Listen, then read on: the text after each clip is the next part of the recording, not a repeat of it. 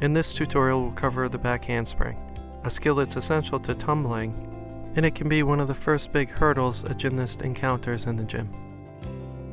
To begin, the gymnast bends at the knees in a sitting down motion. She swings her arms backward.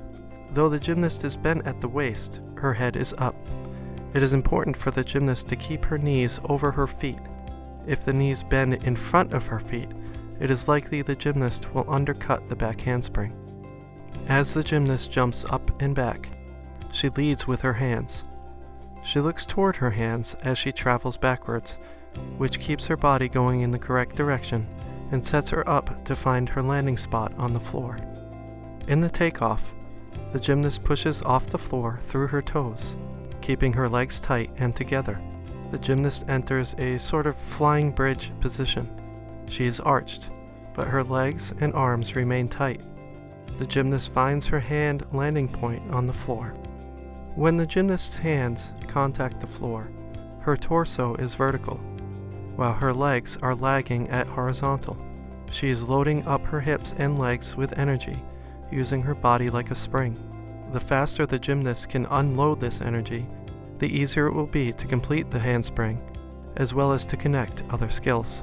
She whips her legs into a handstand position, keeping her arms, torso, and legs tight. As her feet pass vertical, the gymnast blocks or pushes against the floor. This helps to release the energy from the spring.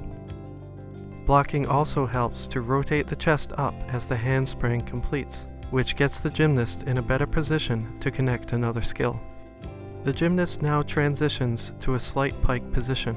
At this point, the gymnast's hands have left the floor as a result of blocking and rotational speed. The gymnast now spots her landing.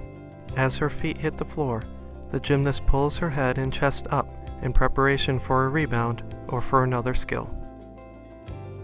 Now let's look at some of the ways a gymnast can prepare for the back handspring. Practicing a straight leg bridge helps the gymnast to learn what essentially is the flight position of the back handspring.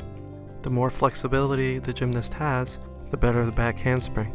The gymnast should concentrate on pushing through the armpits, getting the arms as close to vertical as possible. Legs should be straight and the feet should be together. The gymnast can practice sitting back, experiencing the feeling of getting the knees over the feet and preparing to propel themselves backwards. In these arch-up exercises, the gymnast practices entering into the backward motion of the back handspring.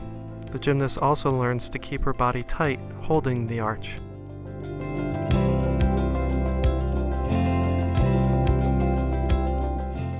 Snap-downs help the gymnast to understand releasing the energy toward the floor while completing the back handspring. It also helps her practice blocking and pulling her chest up. Once the gymnast is ready to connect the back handspring to a round-off, she can practice jumping backward onto a pit mat out of the round-off. She concentrates on landing the round-off with her feet together and her chest up. She lifts her arms by her ears as she jumps back. One issue that is essentially a back handspring killer and often leads to low velocity in undercutting is entering the back handspring with the chest down and legs locked. The gymnast should enter the skill with the chest up, knees bent slightly over the feet. We hope this tutorial has been helpful, and we look forward to seeing you again soon.